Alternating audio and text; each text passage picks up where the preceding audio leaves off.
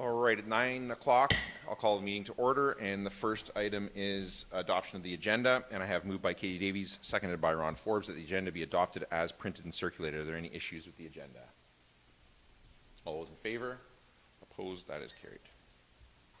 Are there any declarations of pecuniary interest or the general nature thereof? Not seeing any. Minutes and business arising out of the minutes. So first is moved by Ron Forbes, seconded by Katie Davies, that the minutes from the July 7, 2021 council meeting and the July 21, 2021 special council meeting be adopted as printed and circulated. Are there any issues with either of those sets of minutes? Paul? There's a misprint on the July 21st ones. At the top it says a regular meeting council was held at 9 a.m. It should read a special meeting was held at 4 p.m. Any other issues on any other minutes? Thanks, Paul. All those in favor? Opposed? That is carried.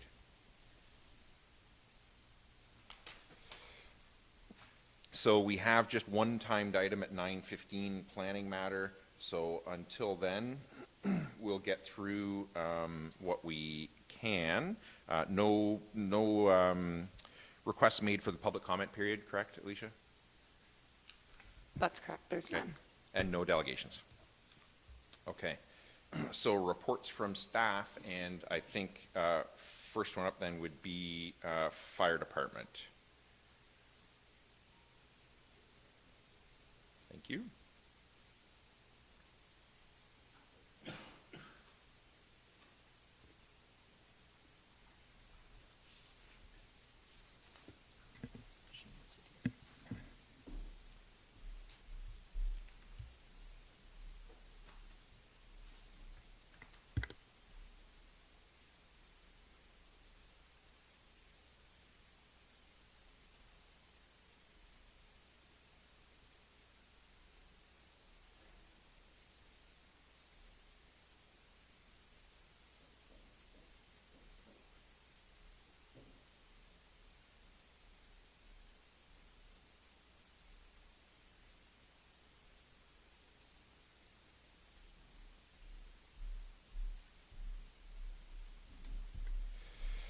Morning, Chief. We're at Section 8, reports from staff, 8.1, Fire Department, 8.1A, Memorandum 2021-122 from the Fire Chief regarding monthly fire report for the month of July 2021. Is there anything you want to highlight for Council before I ask them for questions? For Council's information purposes only. Questions from Council? Paul? Deanna, the replacing of the current fit testing machine. I know the current one is owned through a partnership of a number of departments, including Zora, and it says the RIFSOC Chiefs Group are replacing with a new machine. So will RIFSOC own the machine, and if they do they have an equipment budget, or will this be under the same partnership arrangement as previously? Yeah, it's going to be the same sort of arrangement, so each of the departments will share a portion of the cost. So a portion of this machine will be coming out of our equipment budget? Correct. Okay. Any other questions on that report? Ron? Just a request, if I may, or a comment. On your monthly report, and this is the way it's always come to us, we have motor vehicle collisions, and this month we got 5. Is there any possibility, and maybe you can look into this and get back to us, can we get the location of those collisions? Because as a council, we get the police reports on a periodic basis. We never find out until well after that, where's the hot spots, where are these accidents happening, and our crews are going out there, and we could have a monthly update, which I think would be valuable. But I don't know if there's any reason we can't do that, but if you could look into it and maybe include that in the future, appreciate it. Thank you. Anyone else? Moved by Katie Davies, seconded by Ron Forbes, that Memorandum 2021-122 from the Fire Chief be received and filed for information purposes only. All those in favor? Opposed? That is carried. And 8.1 B, Memorandum 2021-116 from the fire chief regarding tender awarding for new pumper rescue for Uniondale Station. Chief, is there anything you want to highlight for council before I ask them for questions? Nope, again, information purposes only. Any questions from council on that report? Paul? No questions, but I can't let a Uniondale pumper go by without comment. First of all, I'm pleased that it's under budget. I'm always happy when things come under budget. Secondly, I'm really happy that Metal Fab is going to build this truck. As you said in your report, 4 out of our current 8 trucks are Metal Fab, including the 2 that Uniondale has now. And Metal Fab builds a fantastic truck, and they're really good the people to deal with if you ever have an issue with them. And they're a Canadian company based in New Brunswick, as you know, so that. But what I'm most pleased about is the fact that the Uniondale firefighters had input into the design of this fire truck, and that's important that the people that actually use the equipment get to say, this is what we need, because it would be a lot cheaper to just go and buy a stock truck off the floor.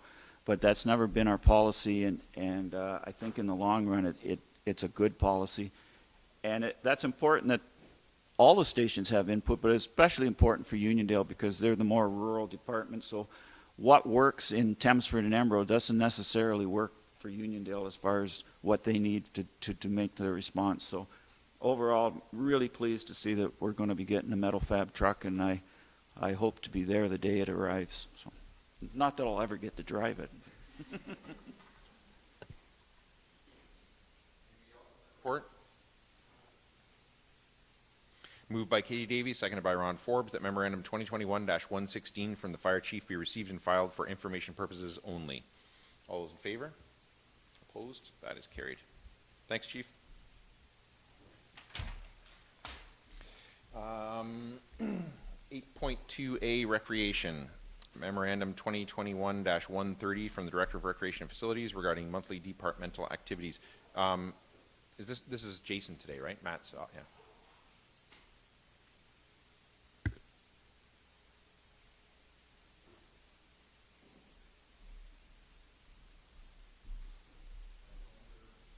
I wonder if, would it make sense, further down under correspondence, there's a resolution from multi-use courts, recommendation from multi-use courts committee.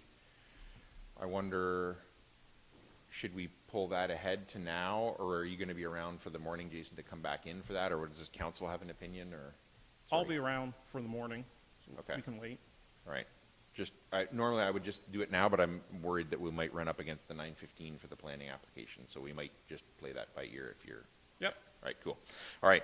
So, yeah, so is there anything on that monthly report, Jason, that you want to highlight for council before I ask them for questions? No, there's nothing. Questions from council? Steve? I haven't heard anything in the buzz, but have we got all our lighting problems at Madison Park fixed? So far, we believe we fixed all the issues with the old lighting system. Haven't heard any more complaints or anything. Good. If there's no others, I had just 2 comments that I wanted to make. One, that pollinator garden out there looks fantastic, which is good since this council decided to make me take the mayor's monarch pledge, which I was happy to take, but still, it's nice that that looks as good as it does. That doesn't happen by accident. And also, the information on the pool in the report is fantastic. Like, the pool uses, year on year now. Last year I remember was a pleasant surprise during COVID, but also I think that was exactly the kind of thing people were looking for last summer, was a place to go in their community, outside, safe, and be active. But this year, it's like just strength to strength. So that doesn't happen by accident. So thanks to staff for offering all the new and different ways that you're doing it, and complying with all the COVID realities of change rooms and all those things. So please pass on council's thanks on that. Thank you. Will do. So if there's no, Paul, go ahead. Yeah, 2 questions, Jason. The pollinator garden that's planned for next year, who will be responsible for maintaining that? That would be the Lions Club, and then with staff assisting them, providing wood chips or anything like that.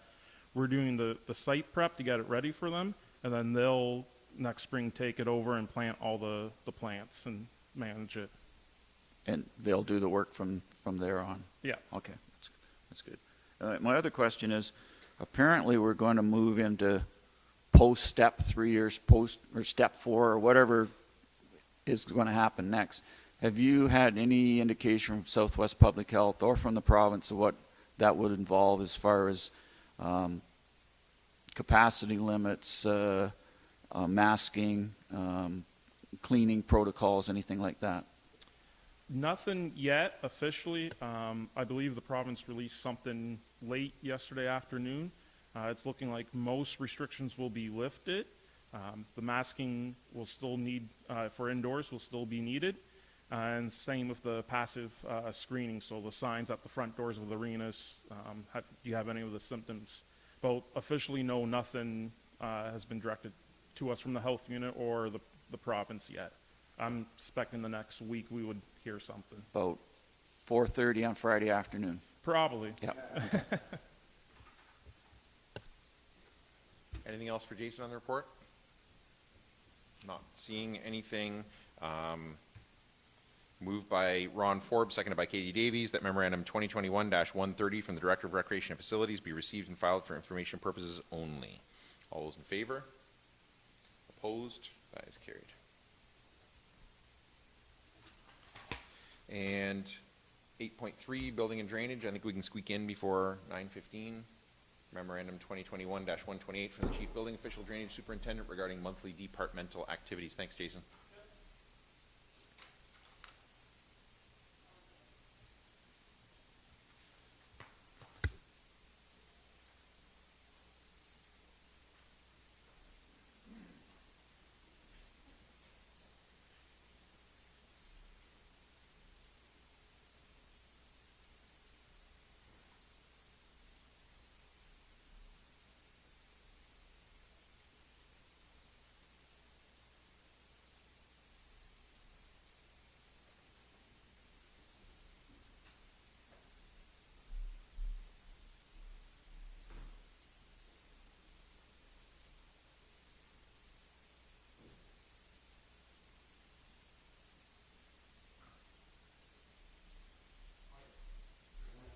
Good morning. Anything you want to highlight in your report for council before I ask them for questions?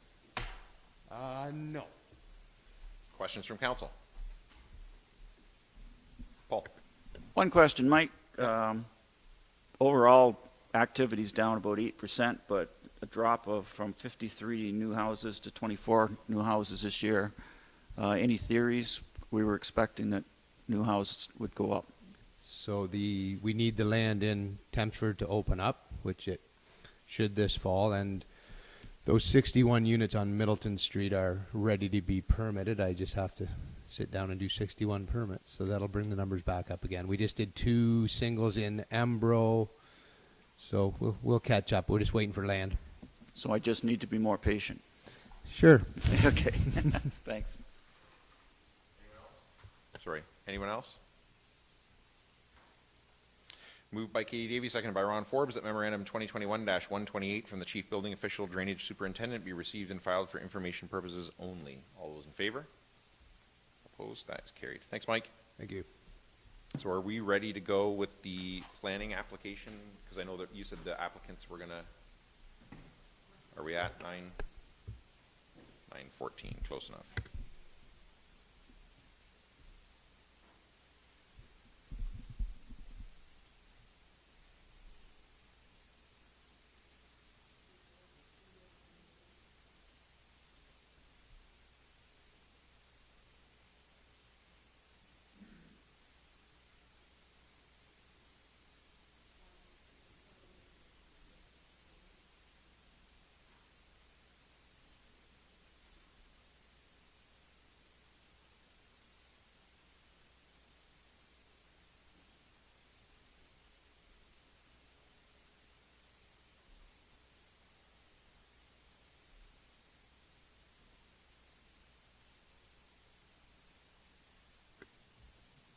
It says they're connecting to audio still.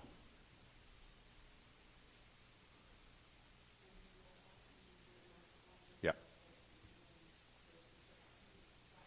And who's joining? Is it Mr. Ballor? Mr. Ballor, can you hear us? Sorry, we're just going to get your volume up a little bit. I can hear you, but just barely.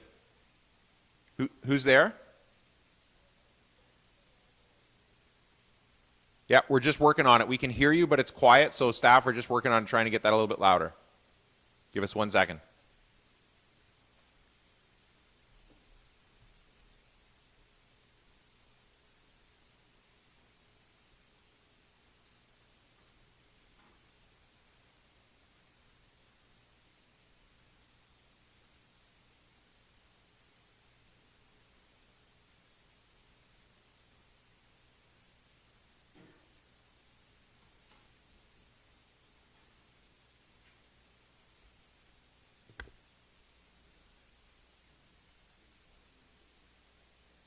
So we're just going to adjourn for 2 minutes, and we'll come back as soon as this is fixed up, okay?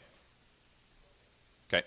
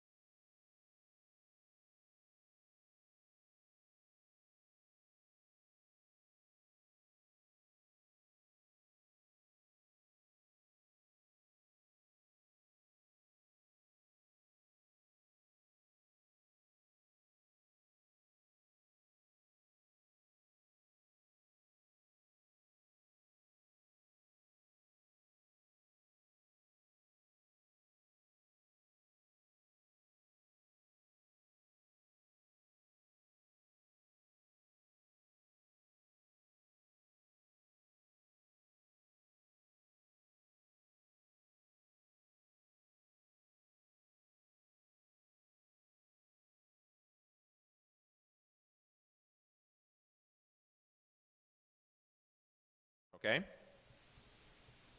Okay. Okay. We're good to go? Thank you.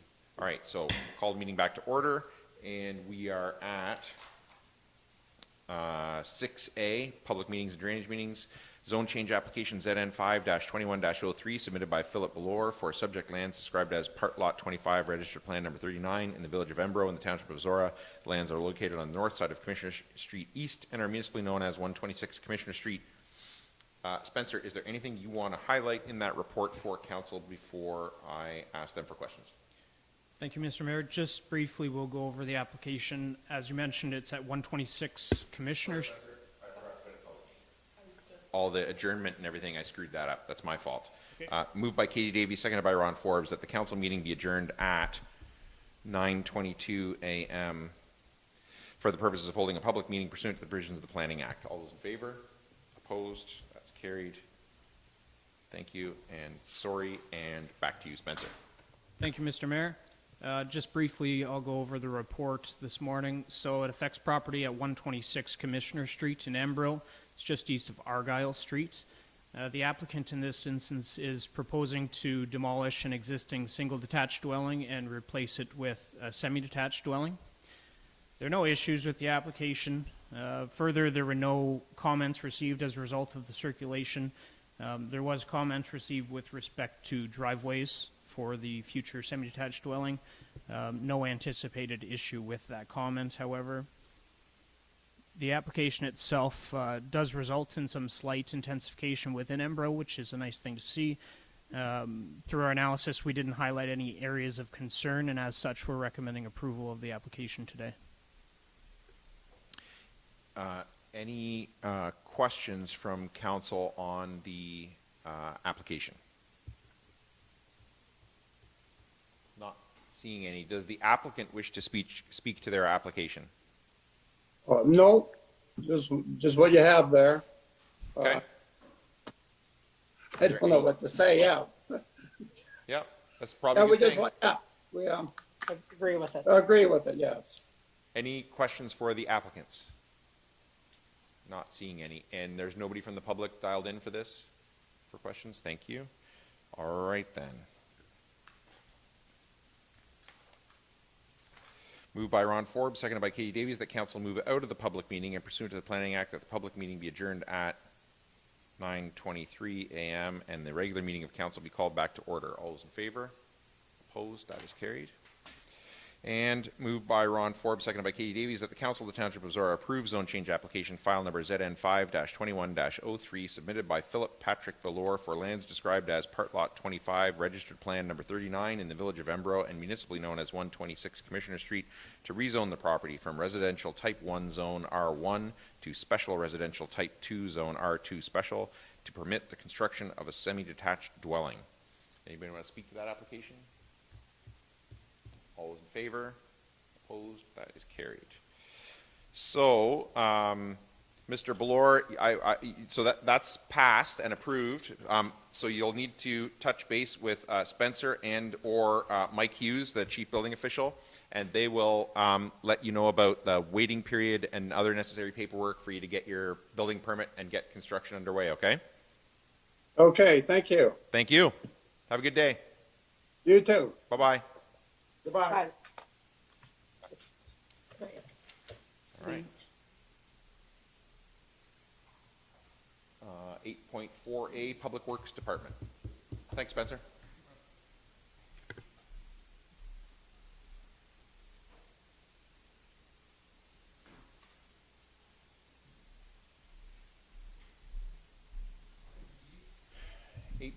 .4A Memorandum 2021-127 from the Director of Public Works regarding monthly report of the Public Works activities for the month of July 2021.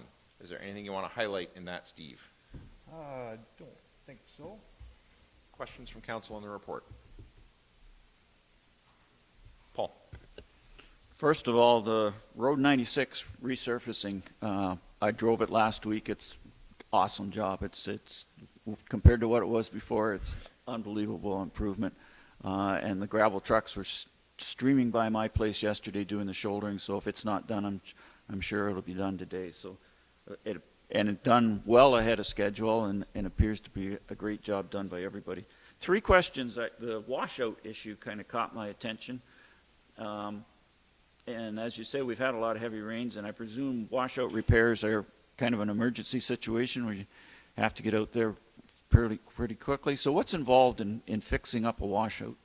So it's mainly done with just road graders, so we have to, it's been an ongoing issue for years. It's not something that's just, it's a hill issue, really. It's from the amount of water that runs down the hills, and of course it's just gravel, so you do get wash areas when heavy rains, that we get mostly in the summer times. So, after heavy rains, our foremen go out and check these areas, because we're well known over the years. You kind of know the areas to check, and then if they're bad enough, we dispatch the road graders out to touch them up. So follow up to that, is there any permanent solutions to it, or is it just the lay of the land and there's not much that can be done? The only real permanent solution would be to pave all the hills, right? But then that would cause issues in the wintertime, more issues and more safety issues than what is being presented now just by washouts, intermittent washouts. Okay, thanks. Anyone else on the report? Moved by Katie Davies, seconded by Ron Forbes, that Memorandum 2021-127 from the Director of Public Works be received and filed for information purposes only. All those in favor? Opposed? That is carried. Your hand was too fast there, Paul. You freaked me out a little bit. I thought you wanted to speak to it. When you put your hand up fast, and I was like, oh, did he want to speak to it? You caught me off guard there. Yeah, it is. 8.4B, Memorandum 2021-125 from the Director of Public Works regarding a recommendation to amend bylaw 62-12 for the erection of stop signs. Steve, do you want to highlight anything in that one? It's pretty self-explanatory. It's more or less just a good housekeeping thing. It's CN or CP rather has installed these stop signs. They're supposed to share that information with the road authority. We weren't aware of it. So when Transport Canada performed their inspection on a level crossing there, it was brought to our attention that a bylaw should be amended to include those stop signs so that it could be enforceable. Questions from council on the report?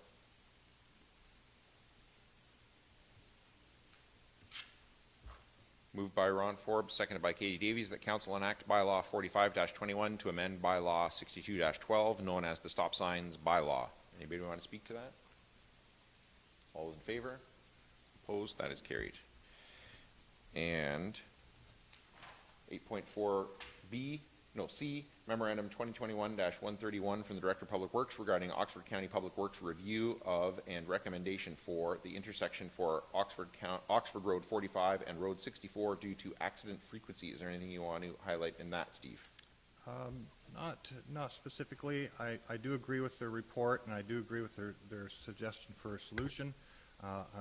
Their findings that the stop sign kind of eclipses, the word they use is eclipse, but that the big hydro pole behind it is an issue, and I think the addition of the oversized stop and stop ahead signs with the additional stop sign on the opposing side of the road for the westbound traffic is maybe a real good solution here, and it should be effective. Questions from council? Ron? Just a comment. Thank you. That was a long time coming.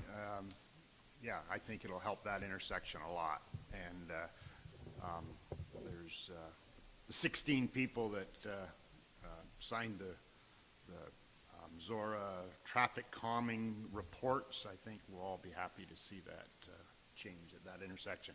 My only question is, how soon will that happen? That's a good question. I know they said it's they're going to implement it as soon as possible, so I'll keep on them and see if I can get some firm dates on that. No, the previous implementations of any changes, they were fairly quick, so I'm assuming this will be done in a fairly timely fashion too. Anyone else? Katie? Just a comment. Thank you. And this is really great to see. The report was really interesting to read. Both the county and township level have traffic calming policies, so we have criteria for what needs to happen where. And when we have a site like this that has such frequent accidents, there's a lot of discussion and pushback from the public on what that solution needs to be. And we do have these policies to guide us in our decision making, which is great. But it was really nice to, in this report, to see the details of this specific site and how they impacted the ability for the traffic calming measures to function, and how the variances in this site allowed for some slightly different recommendations. I'm excited to see these things implemented sooner than later, so thank you for staying on top of that, and I think the report is really great in providing that additional information. Anyone else? Moved by Ron Forbes, seconded by Katie Davies, that council direct staff to work with Oxford County Public Works in the implementation of the recommendations from Oxford County Public Works for the intersection at OR 45 and Road 64. OR 45, CR? Oxford, are we saying Oxford Road or County Road? What do we, It's Oxford Road, is Okay. how it's described. all right. Anybody want to speak to that? All those in favor? Opposed? That is carried. And 8.4D, Memorandum 2021-129 from the Director of Public Works regarding a progress update of the Zora Maintenance Facility. Steve, anything you want to highlight in that one? I don't think so. I think the report is pretty much self-explanatory. Any questions for Steve on the report? Paul? No questions, but a couple of comments on the explanations about the change orders. I'm glad to see there haven't been any more change orders come up since the last report, but I find Chamberlain's response to the number 4 and number 5, I don't understand where they're coming from. Number 4 on the earth loop test, we hired Chamberlain to do 2 distinct RFPs, one for geothermal, one for natural gas. And as part of geothermal, as we found out later, you have to do a testing to find out where to install the loops. So their explanation that they would have to, the way I read it, was they would either have to include that in both tenders or neither tenders, and they chose to put it in neither tender. It doesn't make any sense to me, because if it's not part of the natural gas, why would you include it in the tender for the natural gas? It seems as a part of the geothermal tender, and it should have been included in there. And their explanation number 5 is even more incredible, because they're maintaining that the purpose of a contingency allowance is to cover their mistakes. And I've worked on a number of different companies, a number of different sectors, and I've never worked for a company that says to their customers, you hired us because we're really good at what we do, but we're going to make mistakes, so we're setting aside money so that you're going to pay for our mistakes. The reason you hire people with expertise is so that you don't have mistakes, and when they do make mistakes, the cost comes out of their profit line. And my son-in-law is he works for 2 of the largest, or has worked for 2 of the largest contracting companies as an estimator. So I ran this by him, what a purpose of a contingency plan was, or an allowance was, and he says, yeah, when they're starting to work on a bid, they put in a 5% contingency allowance, and as they work through the bid, preparing the bid, and the customer tells them exactly what they want, and they narrow down what's going to be involved in that bid, by the time they submit the bid, it's down to 1 or 2% of the cost. And he says the reason for it is if something happens once you get into construction that was completely unforeseen, and that shouldn't happen when you're building a brand new build in an open field, or if the customer decides after the contract's been signed that they want to make a minor addition to it, so you don't have to open up the contract again. The purpose of contingency is not to cover up the mistakes. And that's what basically they've said in their explanation as why we're getting dinged for these extra dollars. So I'm interested to see what kind of cockamamie explanation they come up for on the builder's insurance one. And I know I've expressed, and the rest of council have expressed frustration with this, but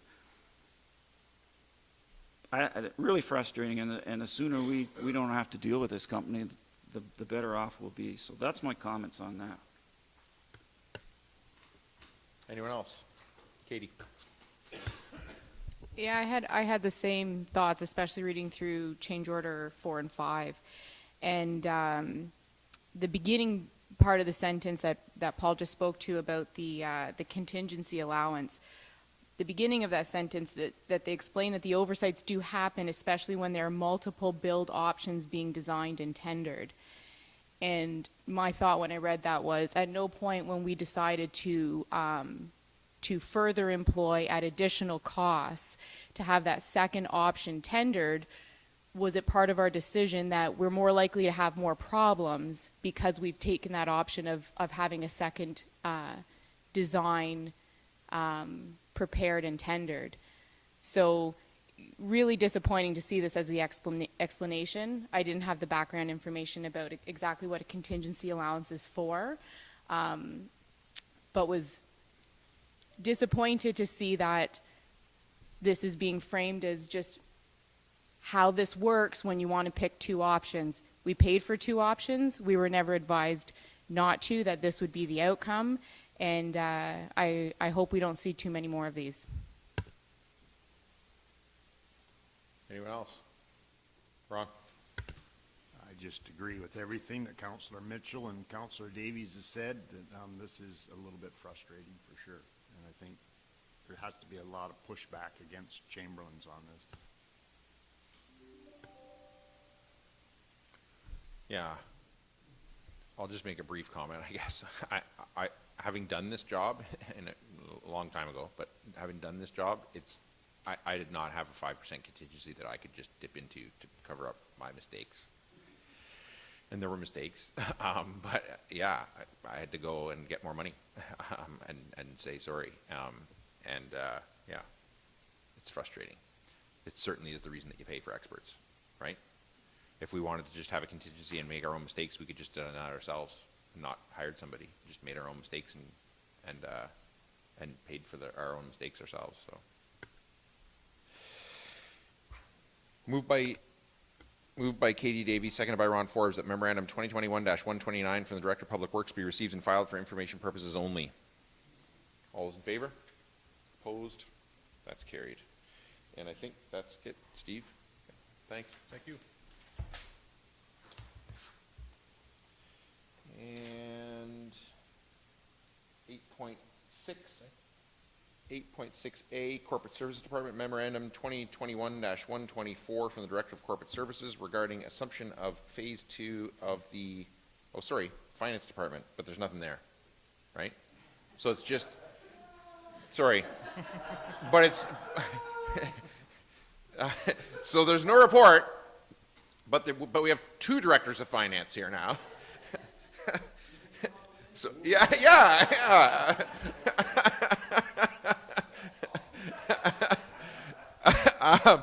But anyway, so we've done the informal introductions. For those of you watching at home, Aaron Leduc, our new Director of Finance, who started yesterday.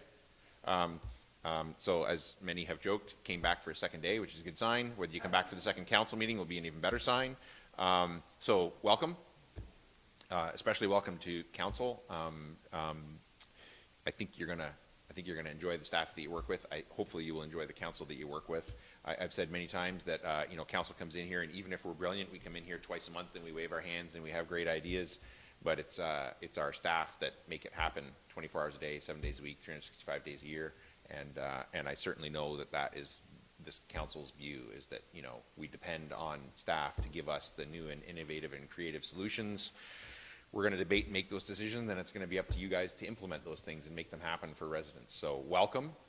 It's exciting to have you start. Certainly I find it really exciting to have new people coming in and starting out. I know it gives Maureen great relief to see the new person actually here before she goes, and that there could be a little bit of transfer of knowledge. So I don't know if you have anything that you wanted to say, Aaron.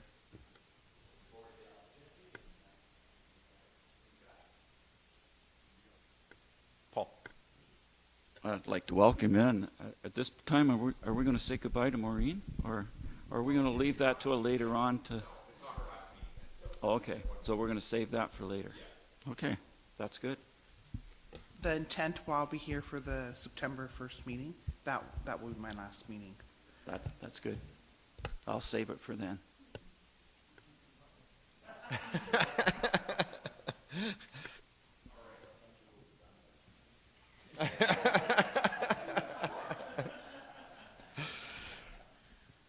(8.6A) Corporate Services Department Memorandum 2021-124 from the Director of Corporate Services regarding assumption of Phase 2 of the Highland Heights subdivision.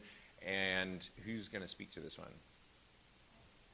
So first of all, for those of you watching at home, welcome back to Karen Martin, our Director of Corporate Services and Clerk, who was on a parental leave and is her first council meeting back. So Thank you didn't write this report. I didn't, So but you I can speak Yeah. to it or Go for defer it. if required. Steve's here. And Yeah, if you have any questions, I'm here to help out too. Okay. I did the inspection, so. is there anything you guys want to highlight in it before I ask council for questions? No, Questions from nothing. council?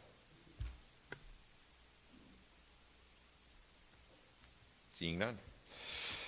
Moved by Ron Forbes, seconded by Katie Davies, that council pass a resolution to enact bylaw 46-21, assumption of Phase 2 Highland Heights subdivision to approve full acceptance and assumption of the municipal works and services constructed and installed within registered plan 41M-340, Phase 2 Highland Heights Fraser subdivision. Anybody want to speak to that? All those in favor? Opposed? That is carried. That was easy, Karen. And still on corporate services, 8.6B, Memorandum 2021-132 from the Chief Administrative Officer regarding a public engagement strategy for the proposed Zora Municipal Center.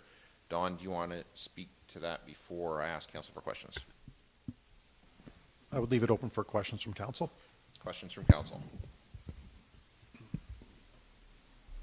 Katie?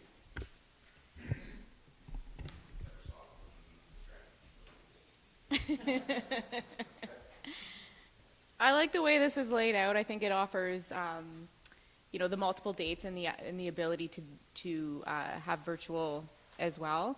The only question I had is that in the public notice for the meetings, will it also be included in the Village Voice?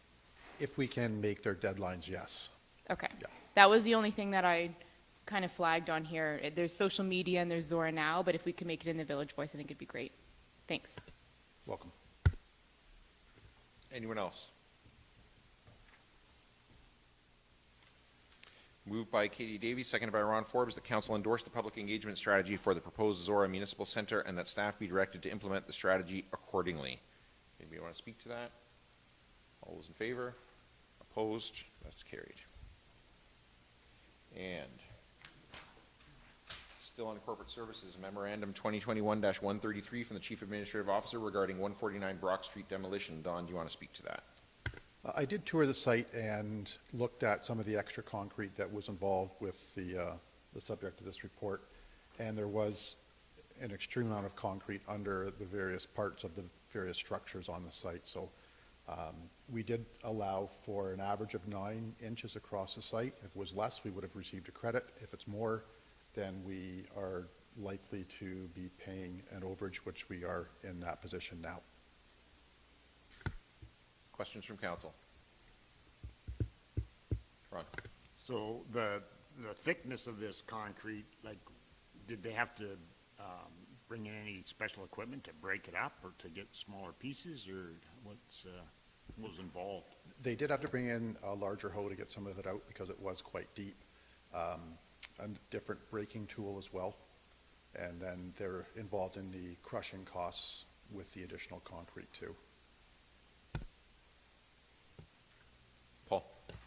So if the concrete's deeper, are they going to have to bring in fill to level it out to grade, or is that part of the? No, because they've made a deal with Hogg and Kingwood, we're not, we don't have to pay for the extra fill that's going to be required. Anyone else? Katie? Just a comment. I should have had the foresight ahead of this that the concrete would probably be more significant than what would be expected on this type of site.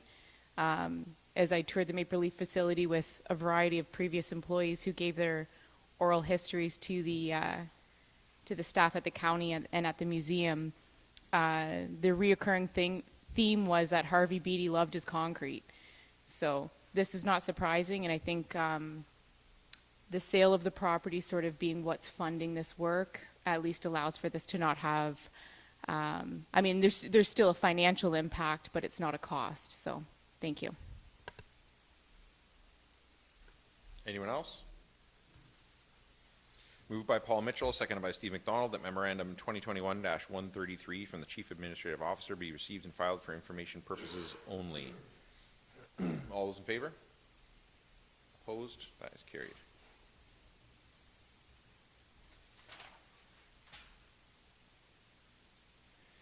And no correspondence requiring direction. Boards and committees. So I have a motion to receive and file 10A through C, and I don't have anything for 10D. You'll have to decide what you want to do with that one. Moved by Steve McDonald, seconded by Paul Mitchell, that items 10A through C be received and filed for information purposes only. Does anybody have any questions or want to speak to 10A through C?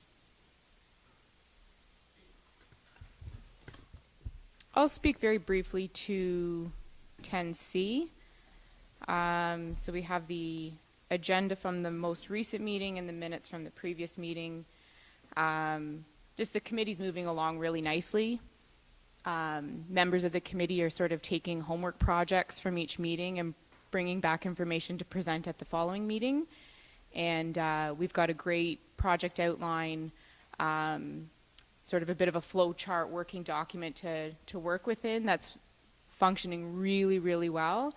And decisions are slowly but surely being made, and I have absolute confidence that by the time this proposal gets back to council, it'll be a good one.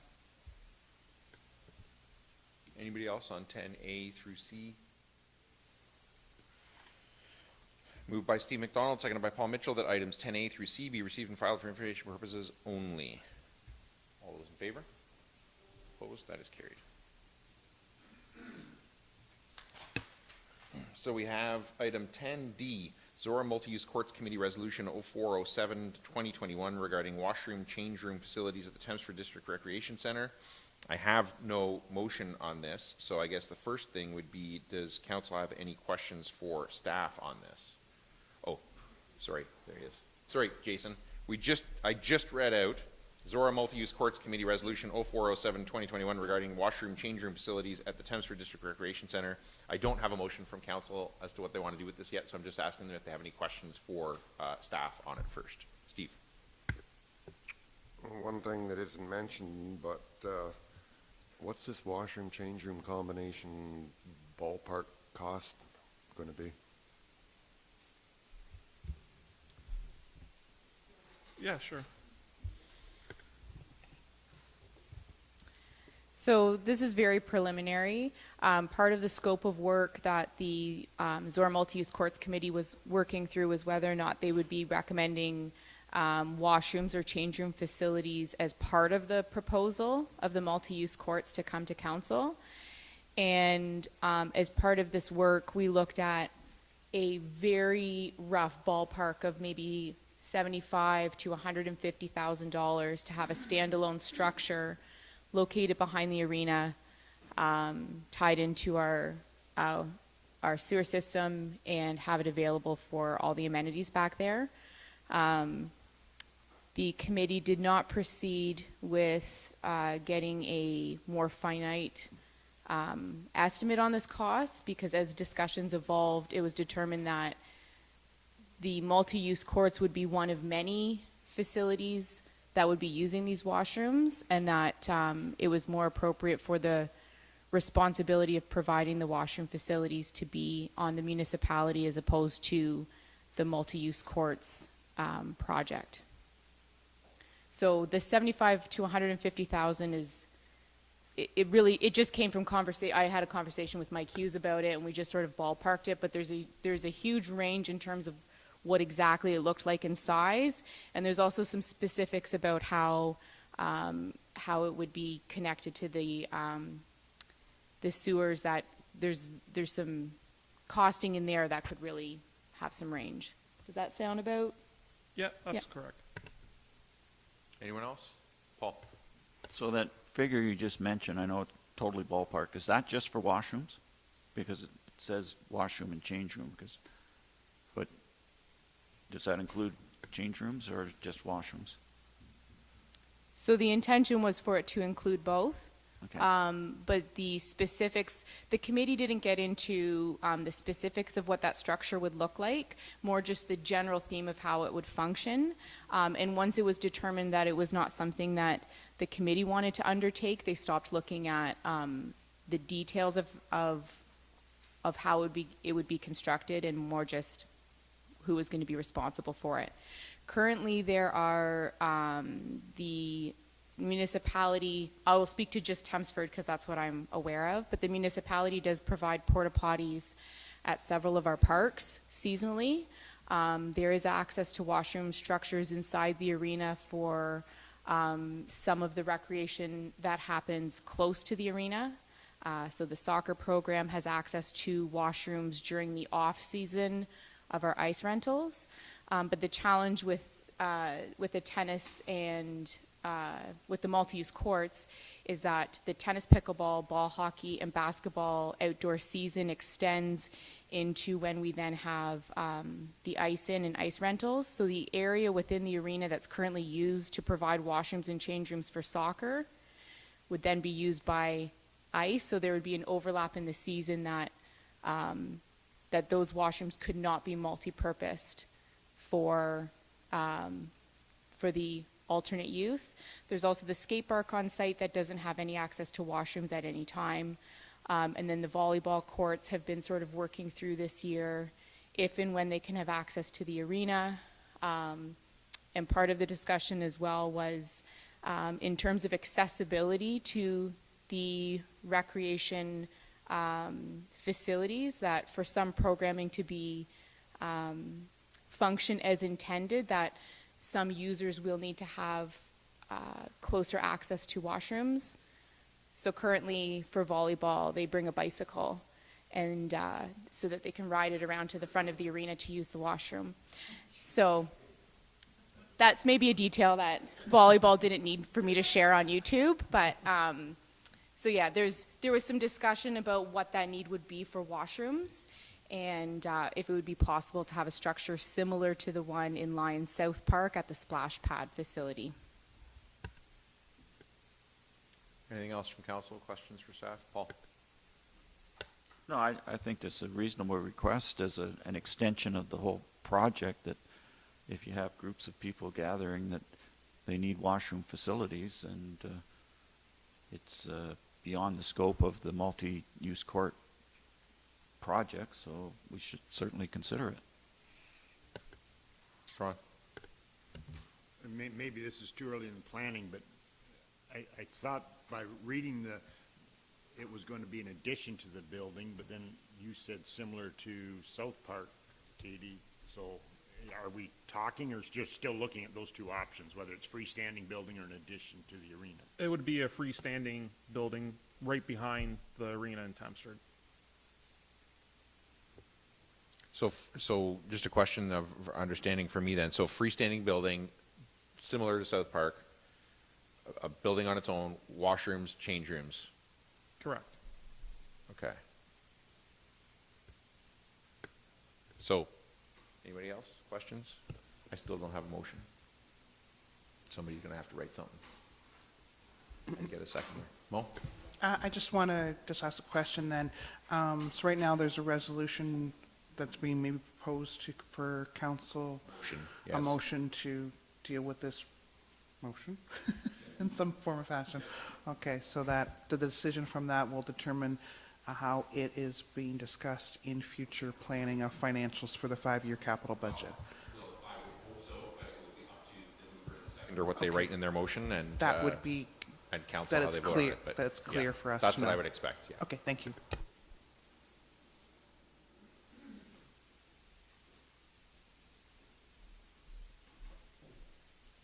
Maybe we take a break while you guys cobble something together. So it is now, what is it? 9:55. Come back at what? 10:10? We're going pretty good here, I think. 10:10? We're going to adjourn for, come back at 10:10, Maggie, okay? You tell us when audio and video is off?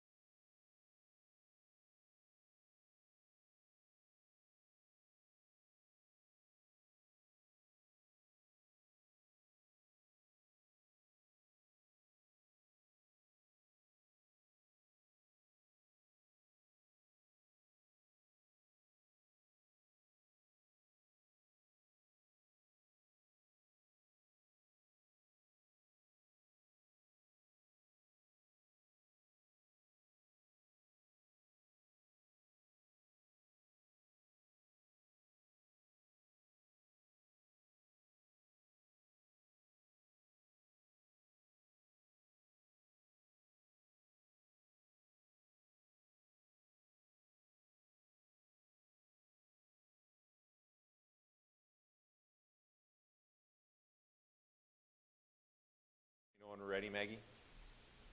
All right, so it is 10:11 or something, I think. 10:11, I'll call the meeting back to order. I have a motion in my hand to deal with item 10D.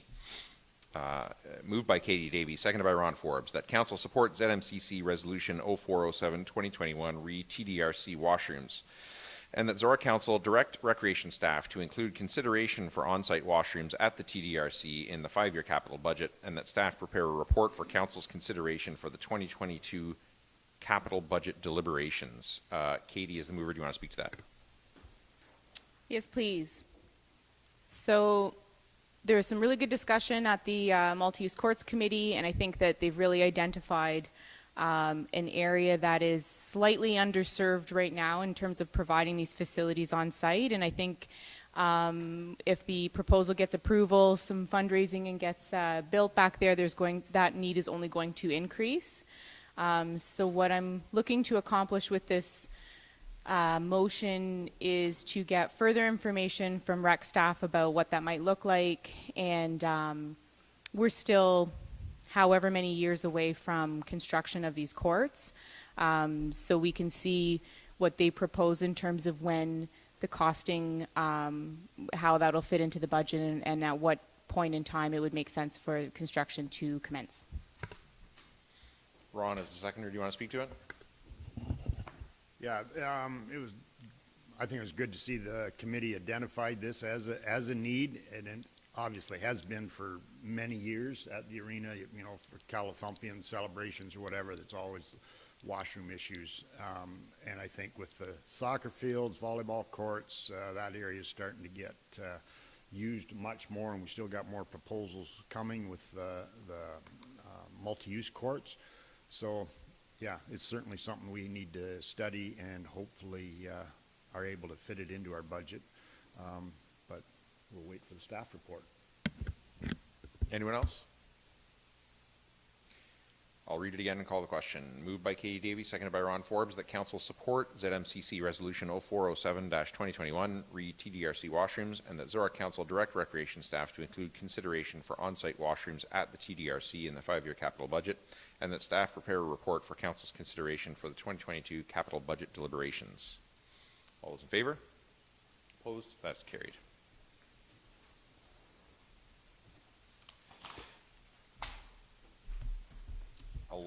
Information items. So there's almost 11 information items, actually. I have one motion to deal with items 11A through J, so that's all of them. So just before I read that, is everybody good with that? Is there any there that anybody wants to pull out? No. Is there any there that anybody has any questions on before I read the motion? Not seeing any. Moved by Paul Mitchell, seconded by Steve McDonald, that items 11A through J be received and filed for information purposes only. All those in favor? Opposed? That is carried.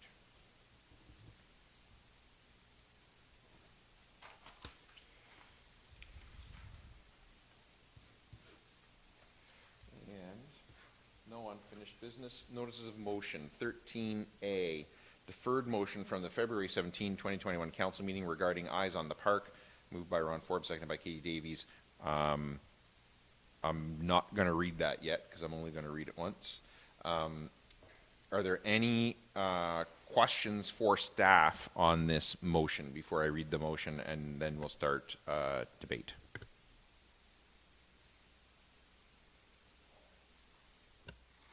I think the reason it's been deferred twice is that we wanted staff to converse with Kingwood and see what the situation is, and so I'd ask for some information on what those conversations have brought up. So Kingwood is still working with Upper Thames to try and delineate the actual limit of the flood lines and fill lines, so they don't have the final concept plans prepared yet. So it will be a bit of time yet. They do have to do their 4-season studies on the, that would be the east end of their development. So it will be a while before they have that finalized. Any other questions for staff on this before I read the motion?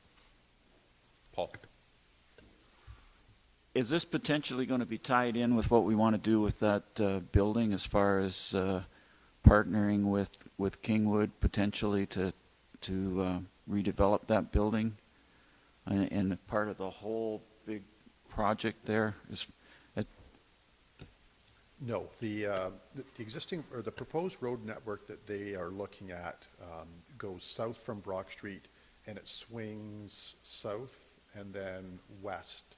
So the building that the township is looking at would be fully encompassed by that road system.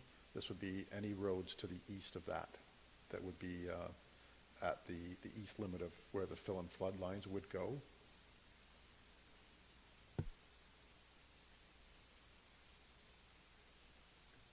Anyone else? I guess I have a question. Do we have any idea when, between Kingwood and Upper Thames, when they will have that? If that's, I mean, and we'll find out in a minute entirely from council whether that's the reason for deferring or not, but if that's one of the reasons for deferring this, do we have an idea of when that information would be there and therefore when it might be able to be decided?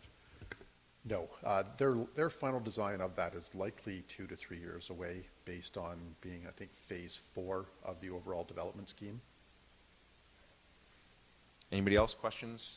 All right, I'll read the motion.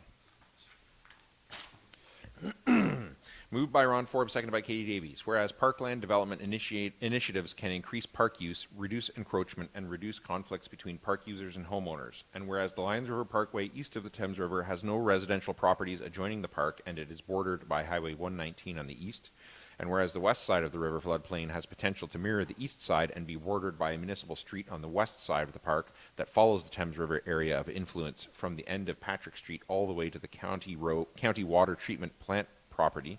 And whereas the future development of this westerly floodplain has endless potential as a community focal point, therefore be it resolved that Zorra Township Council ensure that the Thames River floodplain from the bridge on Dundas Street, Highway 2, to the Oxford County Water Treatment Plant at the south be protected from the development by a municipal street with no privately held land on the east side of that street that is commonly known as, quote, eyes on the park, end quote, and that Zorra Council notify the County Planning Department and Kingwood Homes Incorporated that Zorra Council will not accept any plan of subdivision reports that do not include, quote, eyes on the park, end quote, concepts for the entire length of the river floodplain from the bridge on Dundas Street, Highway 2 to the Oxford County Water Treatment Plant at the south. Ron, as the mover, do you want to speak to that?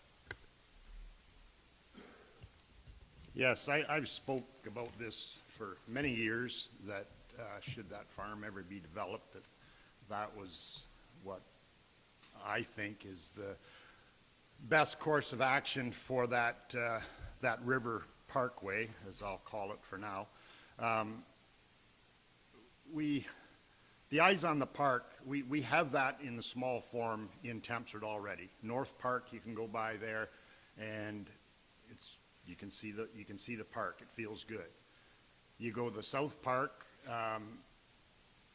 and drive down Stanley Street, you don't even know the park's there. And the accessibility to that park from Stanley Street is a small walkway between houses. If there's a group of people that wanted to use that park and decided to park on Stanley Street, well, now that's going to cause a whole bunch of issues going forward, and people parking on the street, blocking driveways, whatever, just the added traffic. But if you're on Selden Street, you just pull up in front of the park, you enjoy the park, you can see the water park. That was one of the considerations when the site was picked for the water park, was the fact that we can see that from the street. There's playground equipment there, there's ball field, it gives you a different feel.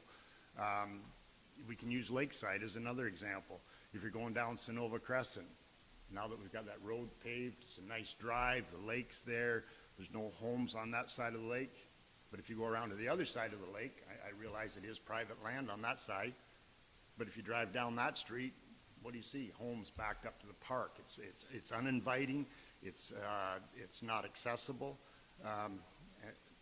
Again, I realize that it is private property on that side, but the point I'm trying to make is eyes on the park is a standard that should be adopted, and we need, as a council, to make sure that the developers know this is what we want. Don has mentioned that it's 2 years before this is ever going to get done, but I think we need to send them a message or a statement that this is how we want this to be developed. It will be a vocal point for the community. I mean, you can envision that in many ways. If you have houses backing onto that, certainly a trail behind it, it's accessible to anyone. We can all still use the park. But if it's somebody from out of town, and I mean, it could be myself. I got to drive into Thamesford. I want to use the park. And if I'm on that side, where do I go? Oh, there's a parking lot for cars. We can have a small parking lot, but maybe I want to be at the other end of the park. It's not totally accessible, and it's not totally accessible for anybody with mobility issues, whether that's a wheelchair or a cane. If you've got a street with parking on one side, houses are on the other, now you can just pull up, park, short walk to River's Edge, sit on the park bench, do whatever. I think, and people can see that park. I just view it as a perfect opportunity to make a very vocal point for the village of Thamesford and for Zora. I think it could just be just a grand park, but the only way to do that is to have the houses facing the park, not backing onto the park. Backing onto the park, we're only setting up future councils to deal with bylaw issues, fencing issues, noise issues.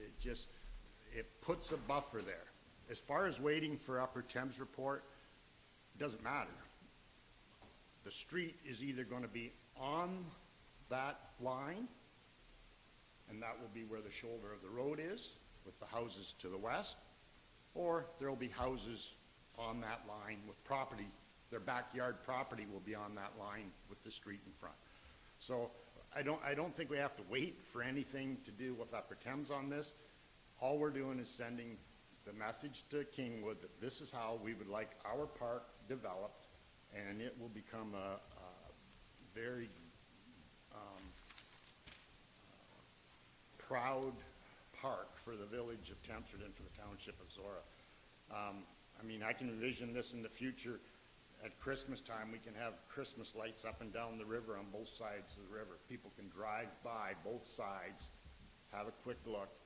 And some people are going to say, wow, park, you shouldn't be driving by. You're supposed to get out, be physical.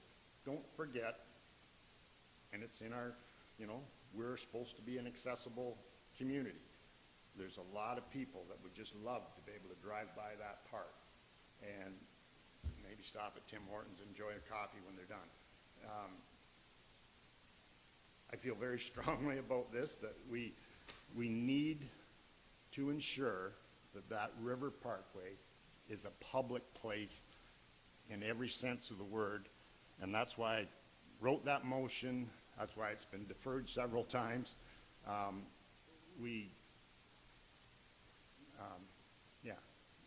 If we don't do this now, next thing we know, we're going to have planning reports in front of us, and we might not agree with the way they are. We may pass them, we may not. But at that point, everybody has spent a lot of money getting this stuff done. And right now, if we get this out there in front, sure, they've done some preliminary planning, but my guess is there's not a whole lot of money being spent on it at this point. And I think that's about all I got to say on it.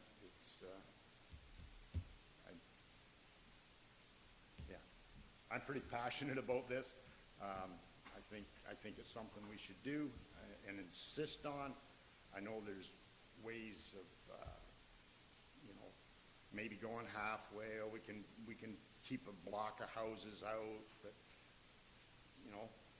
eventually there could be a river crossing, a pedestrian river crossing, and you don't want that to be hidden by somebody's backyard and stuff. But anyways, that's all I'm going to say on it. Everybody knows my feelings on it, so we'll hear everybody else's and vote on it. Katie is the seconder. Do you want to speak to it?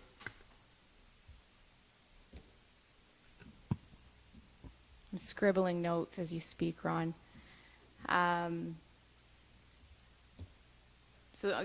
This conversation's been ongoing for some time, and I definitely support the spirit of what you're trying to do here. I think parks, the word park refers to a wide range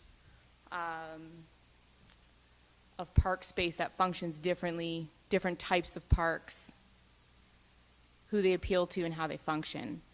And we do have eyes on the park in several areas locally, and we do have parks that are a little bit more hidden. We have parks that have slides and ladders, ball fields, and we have parks that have trails.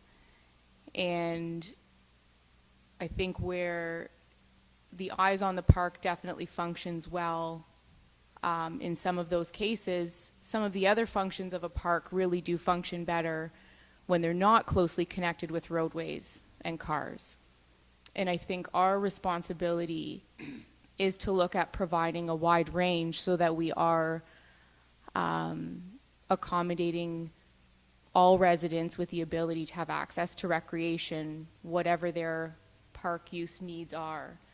I looked at the larger municipality neighbor. I looked at London, at some of their parks and trail systems, and they have London Walk Map 2019, so a fairly recent mapping system that outlines all of the parks in London and all of the trail systems. And one of the things for trails is trails really follow rivers, they don't follow roads. And trails move throughout parks to get you into the park and away from the built-up environment. And so when I look at this plan, I'm seeing eyes on the park for part of it, and I think that serves a function. I see the trail going behind backyards and being a little bit more tucked away from asphalt and concrete, and I see that serving a function. The AODA requirement is that the trail be a firm and stable surface, and that allows for people to use it and for it to be accessible. I'm hoping that we're going to also have some offshoots from our trail that get us even closer to the river and further away from the road, in ways that I think there's already some of that use that is currently happening. So my concern with this motion is that I don't believe it to actually in practice achieve a better, improved, healthier function of our parks and trails for residents. And then beyond that, the wording of the motion is that we won't accept anything other than.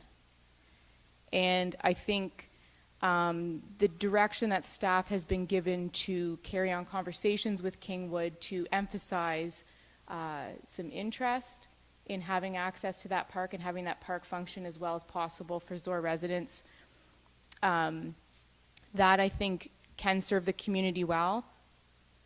Where we have access to getting into that park and where a future pedestrian bridge could be connecting us to more park space on the other side of the river, that I see as an absolute value. But eliminating a stretch of housing to have 100% eyes on the park, the length of what is referred to as Street C in the development, I don't see as adding enough, not just enough, I don't see it as adding the value that Councillor Forbes does. And further beyond that, I am heavily uncomfortable with accepting a purchase proposal that showed that housing that we accepted for a price to now demand that that strip of housing be removed. So while I do appreciate the spirit of this motion, as it is written, I won't be able to support it. Anyone else? Paul? When Ron first brought this motion forward, I was concerned about the fact that we may have been too late in the process to bring this forward, and as Katie just referenced, we do have a deal in principle with Kingwood to sell that property, and the area that we're talking about here would be potentially very high value housing to go on it. So I wasn't prepared to support this when it first came to us the first time and the second time, because I wanted to know what Kingwood's plans were and what their reaction, and if their reaction had been no way that we're going to go through with this deal, if this is what you want to do, we're chopping X number of dollars off what we're willing to pay for this property. We have a deal, and now you want to change the parameters of the deal. Well, we had a deal with Kingwood initially to make the sale, and we changed the parameters of that deal to benefit them, and also to benefit us because we wanted to continue to work with them. We liked what they were proposing, and so all along through the process there have been a number of changes made. I think I understand where Ron's coming from on this. I think he makes a lot of good points, and I think it would be a benefit to the community to have this ice on the park. I am concerned about the line that says concepts for the entire length of the river floodplain, because I think we need to leave open for some give and take on this. But I think I'm willing to support this motion at this point, because to defer it would be to defer it for another, as Don says, another 2 or 3 years before we get more information on what Kingwood is going to be allowed to do to develop that.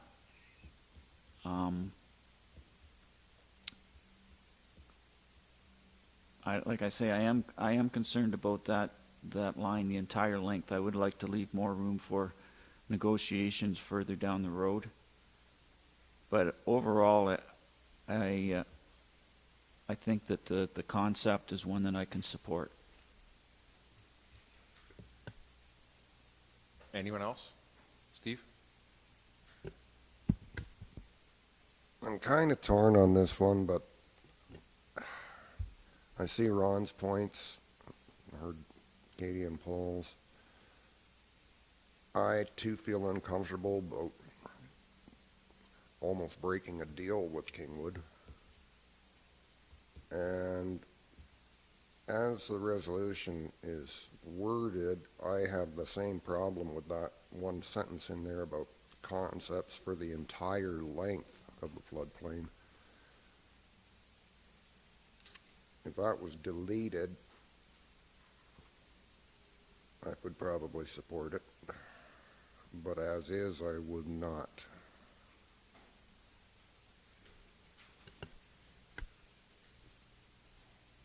Don, did you want to say something? So the main concern from a staff perspective is this one block right here that is zoned high-density residential. That's going to sterilize probably 4 to 5 acres of highly developable land that was slated to be used for high-density residential, so for apartment buildings. So this block right, well, you can't see my mouse, right here, right there. That block, according to the way the resolution is worded, right here is going to be sterilized. Can you explain how that's sterilized? No housing on the east side of the street.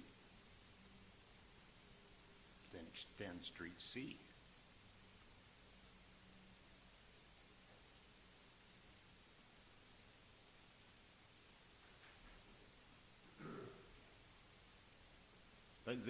That's a conceptual drawing.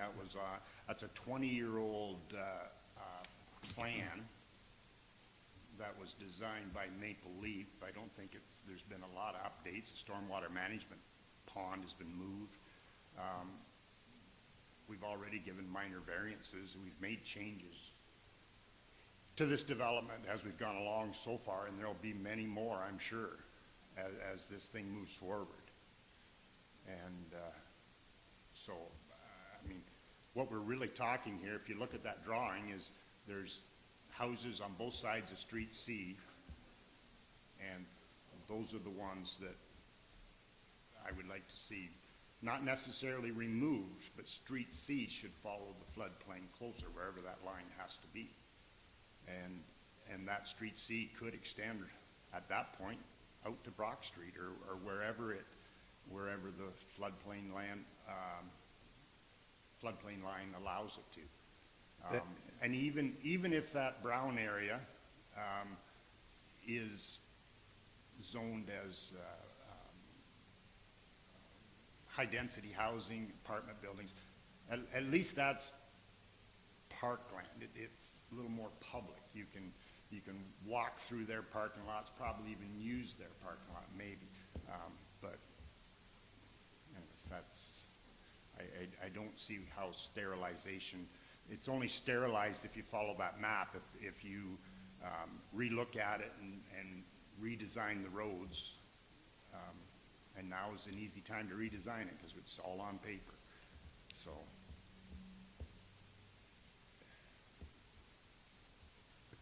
Anyone else? Paul? Question is, the piece of property we're looking at is the tan area above Street C? Yeah. That's what would be developed?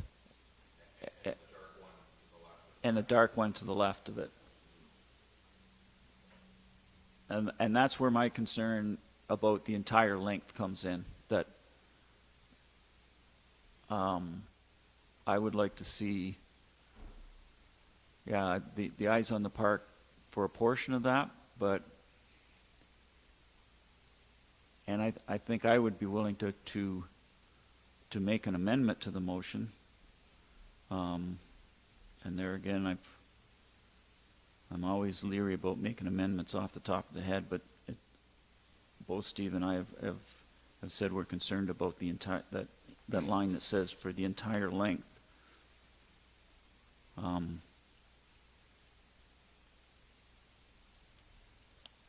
So if we can remove that line, concepts for the entire length, and reword that somehow.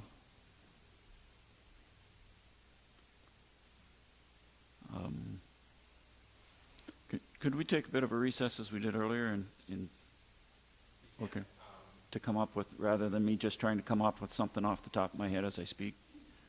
Absolutely, it's always in order to ask for recess. I'm going to just speak to this briefly. Sure. And I think maybe we'll let everybody. Sorry, maybe we'll let everybody. Let me just speak to it briefly, and then we'll see where everybody's at. Okay. Thanks, Steve. Yeah. Thank you. As it stands, I'm not prepared to support it either, and basically for the same reasons that have been said already. I think we did do a deal with Kingwood, and we're very excited with what it gave us at the time. To be sure, imperfect, and I'm sure when it's all done, we will look back on it and say, shoulda, woulda, coulda. That's the nature of this job. And for sure, the deal was changed, for sure, in the past. I think in the end, probably worked out better for all concerned. But whenever any side proposes to change a deal, that means the deal's open for everyone again. And I am very leery of that at this stage of this project. And the other thing is, you know, the housing is an extreme need that in all likelihood is worse than it was when we made this deal, and is probably only going to be an even more extreme need by the time this actually gets developed. And the idea that we would even risk that medium density component, whatever it turns out to be, 3-story, 4-story, 5-story, 6-story, is just unacceptable to me, especially when I weigh up what we're weighing is people's ability to be housed against people's ability to drive by and look at a park. I can't do that when there is a portion that's already drivable by to look at the park. So we're saying we're going to give people more ability to drive by and look at a park and jeopardize the amount of, you know, attainable housing that's available to people in the community. I can't do, so I similarly, you know, if it was that we wanted to maximize eyes on the park or wanted to entertain proposals that would increase drive-by eyes on the park or something, I would support that, but exclusive, I'm not willing to risk the deal and the possibility of achieving the medium density that's so desperately needed right now. That's where I'm at with it. So as it is right now, I would not be supporting it.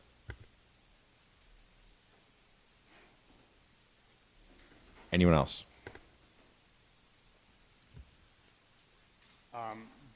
Just to touch on a couple points there. The intent of this is not to jeopardize one unit of housing in that whole subdivision. The intent is to get eyes on the park and redesign the streetscape to include everything, every unit of housing that's there. To say we're going to lose the medium and high density area, that's just not looking at the whole picture and saying, no, we're going to move the street and follow that floodplain. Now, to put this into perspective, because that looks wonderful, that looks like, man, there's a lot of park there.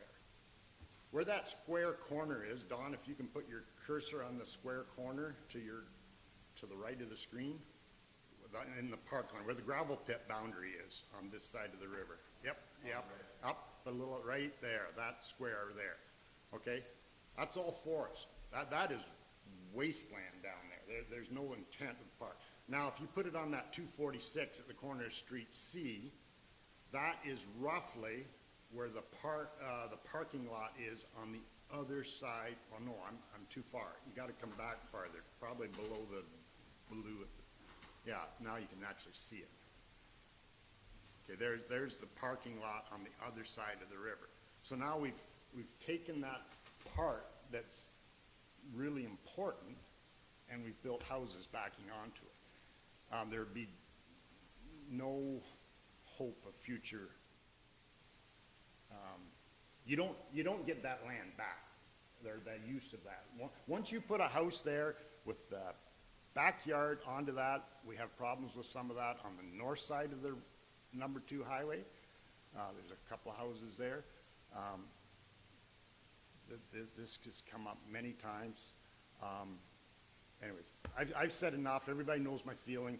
I would rather you vote on this, even if you're going to turn down the motion, or turn down the motion, and then we will come back with something more palatable, rather than, I'm taking Mr. Mitchell's advice. He doesn't like doing this on the fly, and I think it would be better to turn it down and come back with something a little better.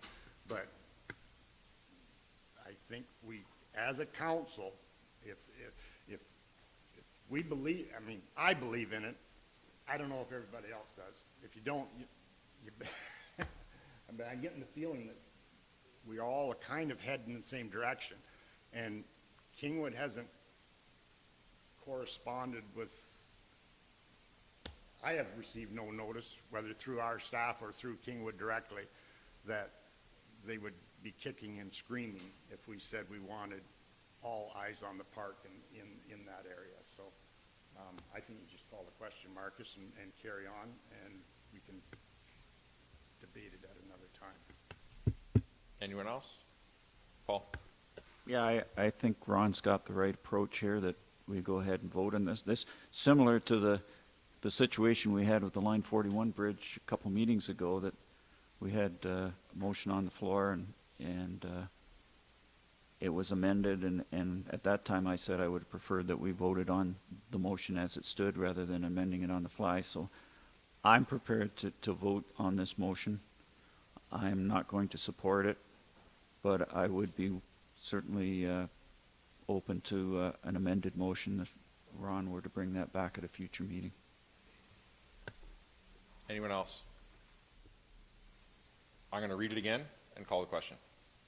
Moved by Ron Forbes, seconded by Katie Davies. Whereas parkland development initiatives can increase park use, reduce encroachment, and reduce conflicts between park users and homeowners, and whereas the Lions River Parkway east of the Thames River has no residential properties adjoining the park and it is bordered by Highway 119 on the east, and whereas the west side of the river floodplain has potential to mirror the east side and be bordered by a municipal street on the west side of the park that follows the Thames River area of influence from the end of Patrick Street all the way to the county water treatment plant property, and whereas the future development of this westerly floodplain has endless potential as a community focal point, therefore be it resolved that Zorra Township Council ensure that the Thames River floodplain from the bridge on Dundas Street, Highway 2, to the Oxford County water treatment plant at the south be protected from development by a municipal street with no privately held land on the east side of that street. This is commonly known as, quote, eyes on the park, end quote. And that Zorra Council notify the County Planning Department and Kingwood Homes Incorporated that Zorra Council will not accept any plan of subdivision reports that do not include, quote, eyes on the park, end quote, concepts for the entire length of the river floodplain from the bridge on Dundas Street, Highway 2, to the Oxford County water treatment plant at the south. All those in favor? Opposed? That's defeated.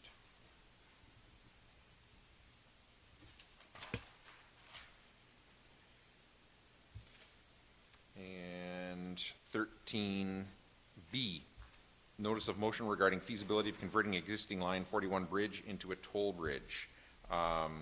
So first of all, before I read that, any questions from any members of council for staff on that motion? Ron. I'm sure it'll come out in the discussion, but the logistics of it is concerning me, and I didn't know if just how. Questions only, right? Yeah. I didn't read the motion, but if Yeah. you have questions of understanding for Steve. Yeah, like, is this I'm a little, I mean, it says, yeah, a toll booth. I mean, the first thing you're thinking of is fees. I think it's more just collect numbers here, but Steve's got any additional info, please? So what's your question, Ron? Sorry, I was moving over here, I didn't put. Just the logistics of this, how would this work? Good question. I don't know. We probably have to seek outside help on this to dig into this for details.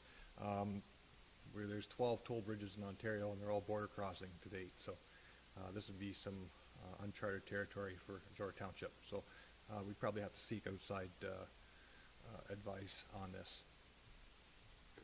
Any other questions for staff before I read the motion? Just a quick one for Steve. Back when this topic surfaced a month or so ago, you did say that we'd already done car counts on that road, didn't we? That's correct, yes, and we've done some recently too. Right. Okay. I remembered the numbers, and I was pretty sure you said that. I just Yeah, wanted to a be slight change, about 10 to 15 cars higher than the 2018 counts. Yeah. But, Okay, yeah. that's all I wanted to know. It's probably all of us driving over it to take a look at it. Yeah. Exactly. We do not have pedestrian counts as of yet. Any other questions for staff before I read the motion? Okay. Moved by Paul Mitchell, seconded by Steve McDonald. Be it resolved that staff prepare a report for the September 1st, 2021 council meeting regarding the feasibility of converting the existing Line 41 bridge over the CN tracks into a toll bridge for the purpose of collecting data on traffic volumes using the bridge, and that the report would include but not be limited to 1. Information on any legislation that would apply to the process of establishing a toll bridge. 2. Potential capital costs to install a solar-powered transponder-operated traffic gate or gates at one or both ends of the bridge. 3. Potential operating costs and revenues and information to be gathered regarding vehicle usage of the bridge. And 4. A secondary drop box and signage for, quote, voluntary tolls, quote, to gather information on non-vehicular traffic over the bridge. Paul, as the mover, do you want to speak to this? Well, I know this is kind of an out there idea, but we've dealt with out there ideas before, and the Line 41 bridge on the outskirts of Beachville kind of came out of the blue to us about a month ago, but there's certainly a lot of dollars involved in this potential project. And the problem as I see it is we don't know what the value of that bridge is. On one hand, the staff report that we received said it's about 100 years old, it's single lane, has a 7-ton weight limit, has substandard approaches and sight lines, and it's on a road with only one residence, and as Steve just said, very low traffic count volume. So based on that, it would appear that the offer from CN to remove the bridge at no cost to Zorra Township is the one that we should take. On the other hand, we received letters, petitions, and a brief delegation from local citizens saying that this bridge has high usage and it has a lot of for vehicles, for pedestrians, for bicycles and snowmobiles, and that to remove it would be a very bad thing for their community. To those residents, they perceive it, the bridge has a high value, and they want us to keep the bridge. But keeping the bridge is not an option, because the reason the bridge is proposed to be removed is to improve the rail lines in southwestern Ontario, specifically between London and Woodstock. And Zorra Township is on record as supporting high-performance rail, as outlined in the document Southwest Length Proposal, as an alternative to the high-speed rail that was proposed a number of years ago. So if we were to tell CN that we don't want that bridge torn down, we would have to reverse our support for the West Links proposal and for the improvement to the rail service. So the decision in front of us eventually will not be whether or not to replace or whether or not to keep the bridge. Or our decision will be whether or not to replace the existing bridge. And for that we have 4 options. One would be to dead end line 41 on both sides of the tracks. Second would be the single lane bridge. Third would be a double lane bridge. And the fourth was one that came up in discussions as potentially a pedestrian bridge. The best way to establish a value of something is to put a price on it and see if anybody's willing to pay that price. For an asset, you only need one person to pay the price. But for a service, you need many people willing to pay the price. And the Line 41 bridge provides a service, and the service is convenience of going over the bridge as opposed to taking an alternate route, and there are several alternate routes could be taken. We've asked for public input. What we received through the letters, petitions, and delegations was nothing more than personal opinion. There was no hard data involved. A toll bridge would supply us with hard data, and it gives the local people that claim that that bridge is important and has value an opportunity to place a value on that bridge by paying a small toll versus taking an alternate route. Council could then use that data and relative to the high cost of replacing the bridge to choose which of the 4 options is financially feasible. So to look at the motion, the points of the motion, and I did some basic research, but the reason I'm asking for a report is that we have staff that are much better at research than I am and could answer the questions that we need to know. As Steve alluded, there are toll bridges in Ontario, but they're all international boundary bridges. I did not find any internal toll bridges in the province. So it's possible that there's legislation that doesn't allow a municipality to operate a toll bridge. I did a brief check of the Highway Traffic Act and Municipal Act, and I couldn't find anything there. If that's the situation, then the idea is dead in the water, and it will be a very brief report. If it's permitted, we need to know what would be involved in setting up a toll bridge. It would be as simple as passing a bylaw, or is there more to it than that? The second point in the motion is the capital cost. And what I envision is either 1 or 2 traffic gates, same as you would see at any controlled access parking lot. There are a number of different suppliers and different models for that. They do come in solar powered and with batteries. So what I'm envisioning is that there would be 1 or 2 gates with at least 2, there would be 2 transponder reading stations, and we're all familiar with how those works. This is a transponder card that gets you into a Upper Thames conservation area.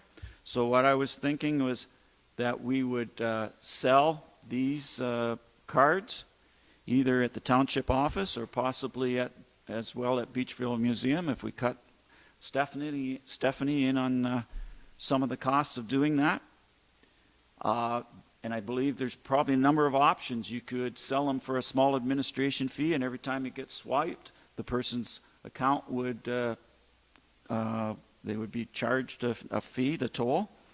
We could sell it for, say, $100 or $200, and that would give them either unlimited access for a certain amount of time or a set number of usages over an unlimited number of time. And that's part of the report, if it gets to that far, is which would be the most feasible way to go.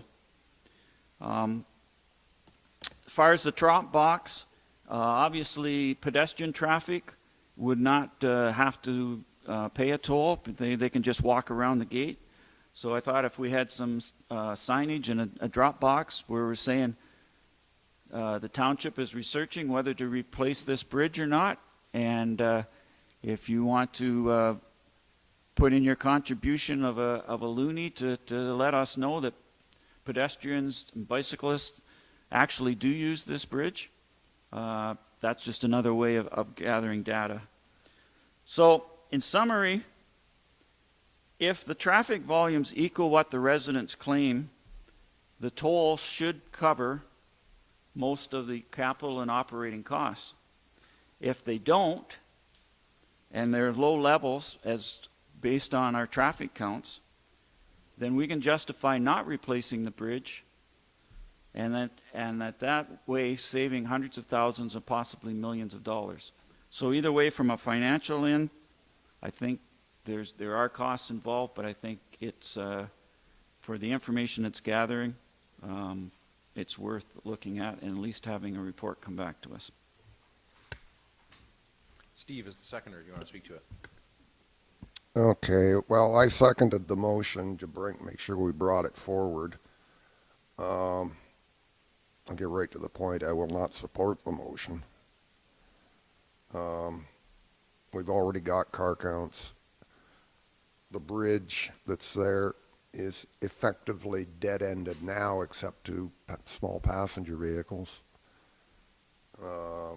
Nobody else can use it for anything. I was the one who brought forward the idea of a pedestrian bridge over it, and I don't know how else you would get a count of how many pedestrians would actually use that little dog park over there, because that's still going to be a pile of money for 15 people on a weekend over the years. I don't see the toll booth concept even working for that. I think we'd spend way more just trying to figure out how much the traffic is than we'd never recoup it. So I won't support the motion. Anyone else? Katie.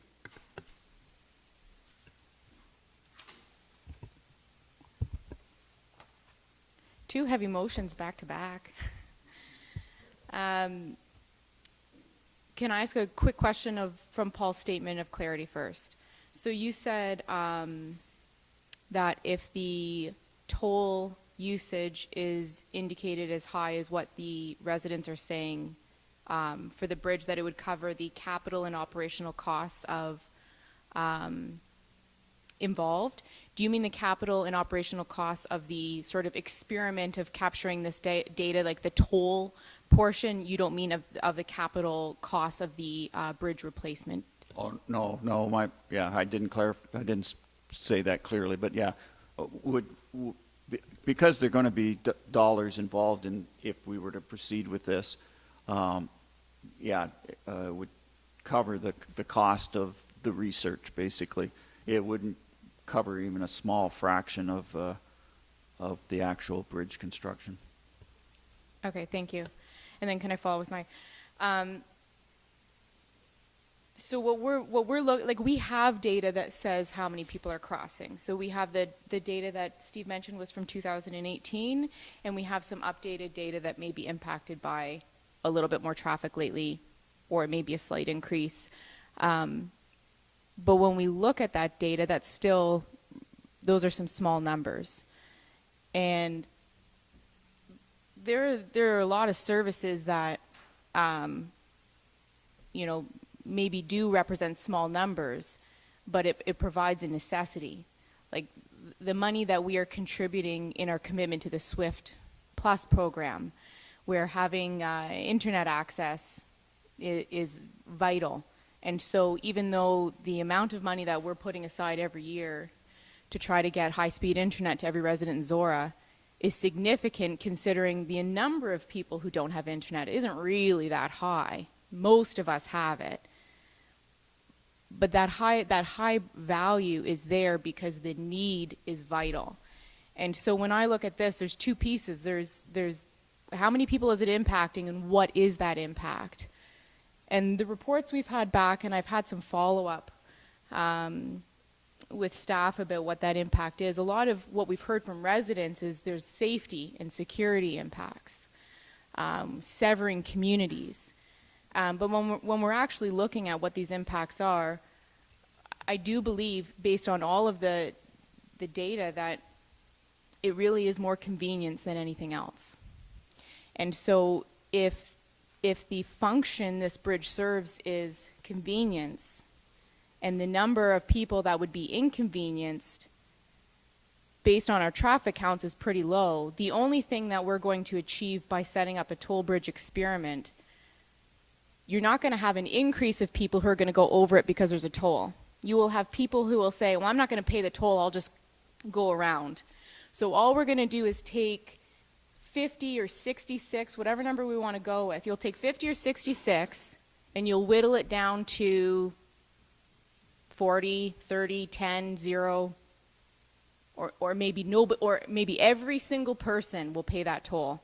But if every single person that pays that toll going across that bridge, what information is that going to give us that we don't already have? And I think if everybody who uses it now values it beyond that, the convenience of it is that valuable to them, we're still looking at a very low number, and we're still looking at an impact that is not a vital service. So I find it fascinating the way your brain works. I was baffled by this motion, then I was intrigued. And the interesting thing about this motion is it forced me to reapproach this same problem from a new perspective. And while I appreciate the creative thought process on this, I will not be supporting it, because there is no data that I believe will come from this experiment that is going to help us better understand the situation here with this bridge. Anyone else? Ron? This is one of the most interesting motions that we've ever seen in the 10 years I've been on council. If this passes, we need this to be portable. This system should be portable, because we're going to use it everywhere in the township to determine the value of a roads project or roads needs. I'm afraid if we take this too far, the only roads we would have left in Zora would be 74, 84, 96, 92, 37, and 19. And that puts a lot of dead-end roads and a lot of people that got extended long laneways. And yeah, I really don't see it working. But if we did want to do it cheaper, the toll booth that was used in Zorra Township at Dixon's Corners in the early 1900s is at the Beachville Museum. We can move it to that bridge. It's only up the road a half a mile, and we could hire a student or make it an auxiliary office for someone. Maureen is looking for retirement income, and she could operate the toll booth.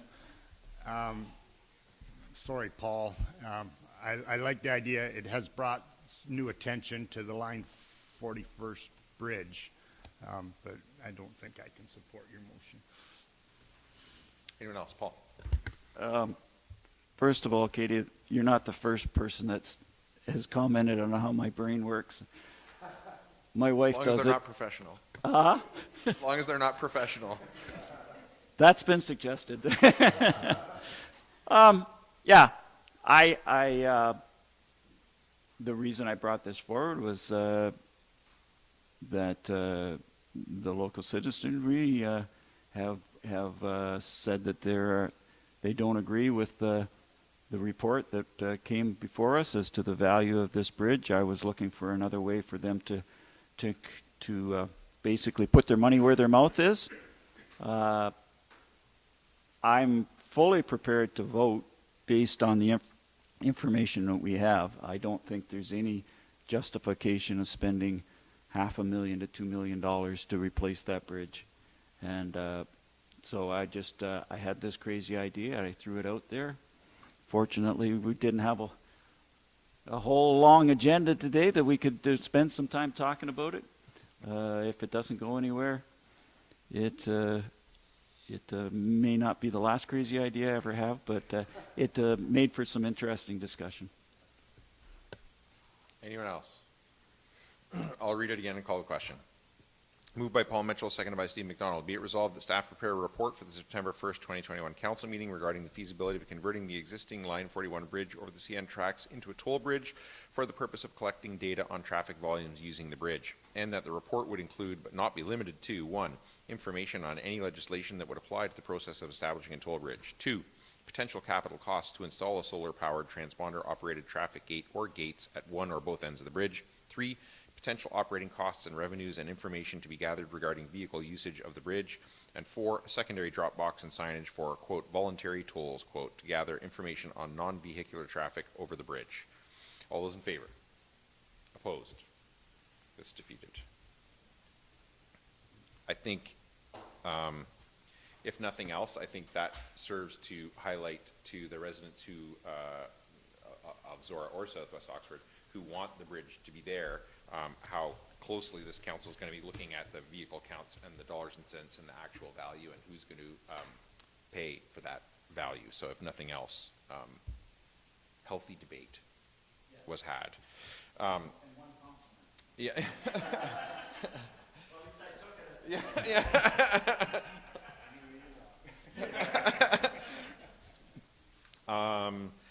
Bylaws, moved by Steve McDonald, seconded by Paul Mitchell, that bylaws 45-21, 46-21, and 48-21 be taken as read a first, second, and third time and finally passed, and further that the mayor and clerk are hereby authorized to sign the same and affix the corporate seal thereto. All those in favor?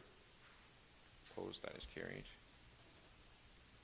And items of community interest. So, calendar. Anything in the calendar?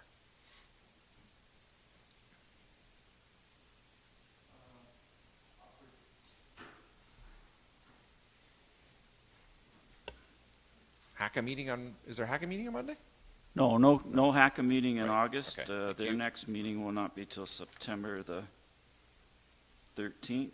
Okay. I would report on HACA, their online auction that they shared with the Presbyterian Church had a profit of $7,300, so which was a really good fundraiser for them.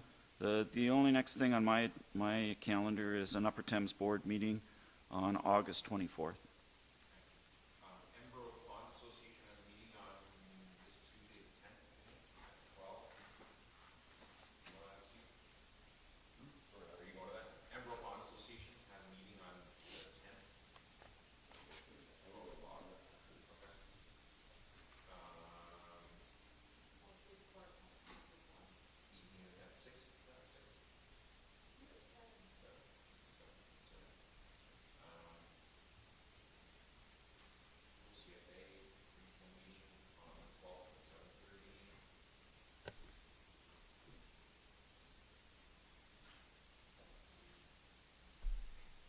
Sorry, thank you. Looking at what else. So then AMO, I guess 15 to 18. So TAPMO annual general meeting on the 15th, Community Schools Alliance annual general meeting on the 15th. And then, have we heard officially from any of our delegation requests yet? No, okay. There's several for the county that I'm gonna be involved in. I don't know exactly what they are yet. I'll let you know. And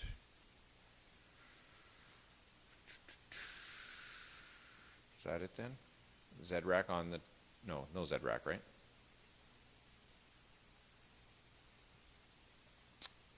And then back here, I think, or of course, County Council next Wednesday. And then back here on September 1st for council, correct?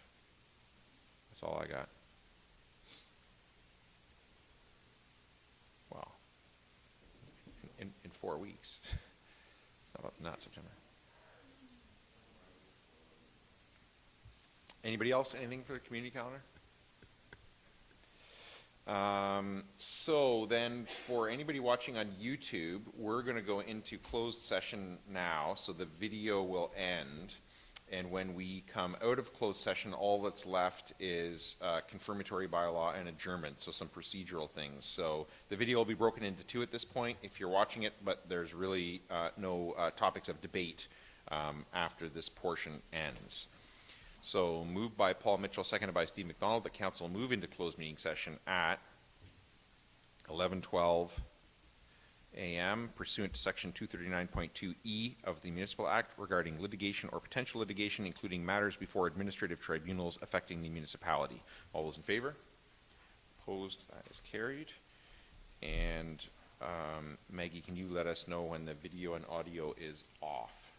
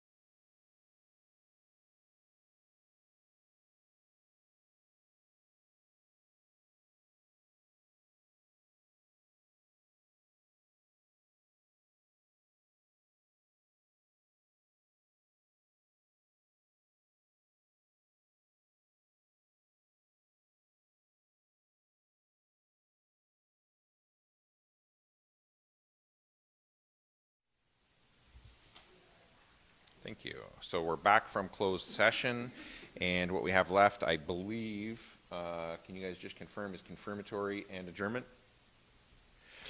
Moved by Paul Mitchell, seconded by Steve McDonald, that bylaw 49-21, being a bylaw to confirm the proceedings of council held August 4th, 2021, be read a first, second, and third time this August 4th, 2021, and further that the mayor and clerk are hereby authorized to sign the same and affix the corporate seal thereto. All those in favor? Opposed? That is carried. And moved by Steve McDonald, seconded by Paul Mitchell, that this session of council be now adjourned and herewith closed at 11:40 a.m. And the next meeting of council be called for September 1st, 2021 at 9 a.m. in the council chambers at the Township Municipal Office. All those in favor?